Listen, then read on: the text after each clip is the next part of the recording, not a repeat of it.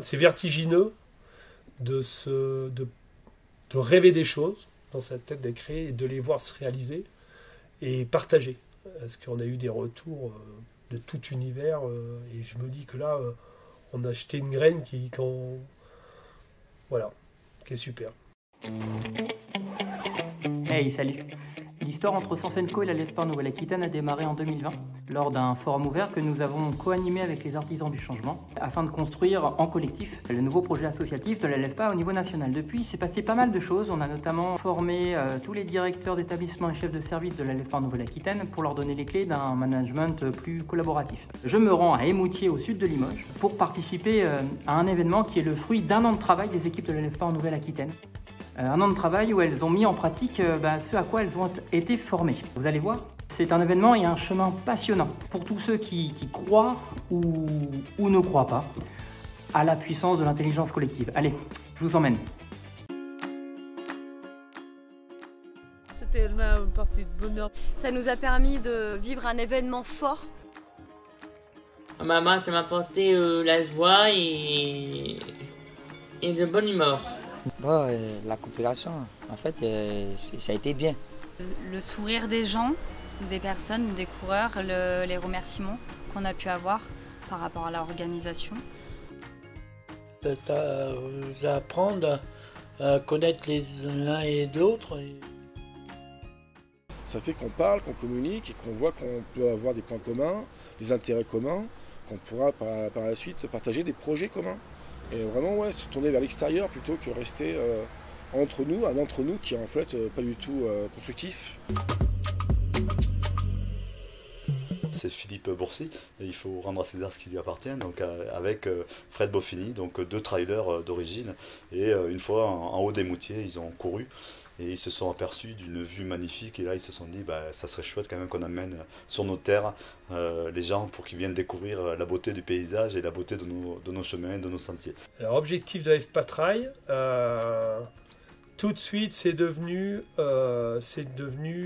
l'idée de changer un peu les représentations des personnes sur le handicap en proposant une activité où on ne nous attend pas forcément. Et puis ça a été renforcé, je dirais, par rapport à tout le parcours aussi de formation qu'on a pu avoir avec Sansenco ou les artisans du changement, c'est-à-dire une évolution de nos mentalités pour dire que le collaboratif, l'intelligence collective, elle peut servir à tous les étages, faire en sorte que chaque personne puisse se plaire et s'épanouir dans les projets qu'il développe en autonomie et lui laisser la capacité d'agir. L'idée c'était aussi de retraduire, c'est de retranscrire ce nous on avait compris de la formation et comment on pouvait l'appliquer à cet événement sportif qu'on allait créer.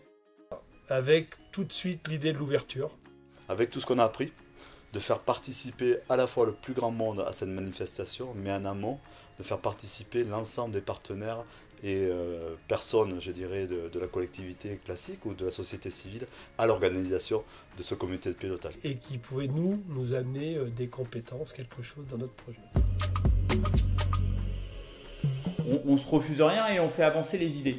Et ça, je trouve que c'est hyper intéressant parce que, en termes d'implication, la personne elle se dit tiens, j'ai donné une idée, mais finalement tu t'aperçois que cette idée elle a grandi, elle a mûri, elle s'est étoffée, mais l'idée de base elle arrivait de moi et ça je trouve que c'est super intéressant. En ayant cette diversité de personnes, on ne perdait pas de vue les personnes en situation de handicap. Par contre, on parlait aussi des sportifs de haut niveau, on parlait des entreprises qui allaient être partenaires de l'événement, on parlait des élus qui sont quand même les ressources du lieu sur lequel on avait investi ce projet-là. Et ça, c'était la force du projet. C'est-à-dire qu'on était tous ensemble, peu importe d'où on venait, peu importe nos difficultés, parce qu'on a tous des difficultés.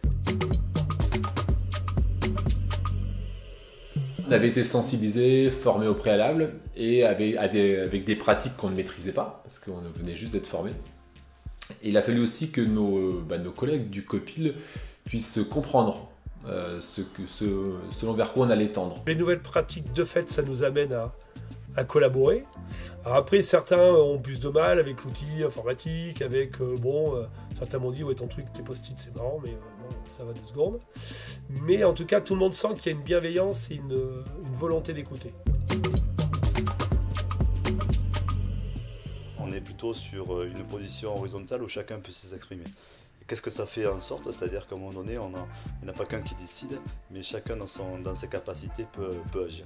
Et c'est aussi simple que ça, c'est-à-dire qu'au lieu qu'on ait une personne qui décide pour 1000, là potentiellement il y avait 1000 personnes qui pouvaient décider par petits bouts sur la capacité. Donc ça donne une force incommensurable à tous ces projets parce qu'on se nourrit de la richesse des autres. Et ça c'est important. On ne peut pas mener un gros projet si on est tout seul, même si on est 2, 3. Par contre, le mener collectivement, il va être super riche. Par contre, il faut mettre des bases super solides en termes de principes, de valeurs, et sur lequel on se réfère tout le long. C'est ce qui nous a permis, parce qu'on s'est retrouvé à la fin du projet dans les dernières semaines où tout le monde partait un peu à volo de manière très individuelle, et on a rassemblé sur des valeurs pour pouvoir pas se disperser au dernier moment. Et au jour le jour, je dirais, c'est une mission qui doit être entretenue. Voilà. Et on s'est vite rendu compte que dans notre organisation, si on n'avait pas des pilotes, au début ça allait, mais après on avait tellement de choses à faire que ça ne pouvait pas. La plus belle leçon que je dirais que moi, en tout cas à titre personnel, j'en tire, et j'en étais j'espère convaincu, mais ça a été en tout cas réconforté, c'est que chacun peut apporter ses idées, sa vision, et quand on le laisse s'exprimer dans un cadre qui est défini, parce que c'est pas non plus l'anarchie, mais quand on laisse s'exprimer les potentialités et les talents, on a quelque chose qui est magnifique, parce que ceux qui conçoivent, ils sont moteurs, ils sont les meilleurs ambassadeurs. Et plus on a de personnes qui sont moteurs dans un projet, plus on en parle de manière à faire en sorte que ce projet vive et soit une belle réussite. Et ça, moi ce que j'en retiens, c'est ça, c'est-à-dire qu'à tout moment, toutes les énergies ont été libérées, et ça s'est traduit par une ambiance qui était exceptionnelle. Je crois que cet événement, il a été un succès. Parce que les personnes qui ont été dans le groupe de travail y ont tout de suite cru, et que même au moment d'une organisation, surtout sur un an comme ça, il y a des moments d'euphorie un peu, il y a des moments aussi où c'est un peu plus dur, où on est un peu dans le doute, on se dit est-ce qu'on va y arriver, est-ce qu'on va pas y arriver. Après les inscriptions, après il y a toujours des personnes, des donneurs de leçons qui nous disent vous n'avez pas fait comme il faut, vous avez fait ces choix-là, vous allez vous planter. On a suscité l'émotion à tous les niveaux, avec ces personnes en situation de handicap, avec des lourds handicaps, ces coureurs semi-professionnels, des randonneurs, toute cette mixité, qui n'était ce jour-là juste participant de la Lève Patraille, et avec un défi, et tout le monde arrivait, que ce soit les coureurs ou les randonneurs du 4 km, avec le même sourire et la même difficulté qu'ils avaient vécu.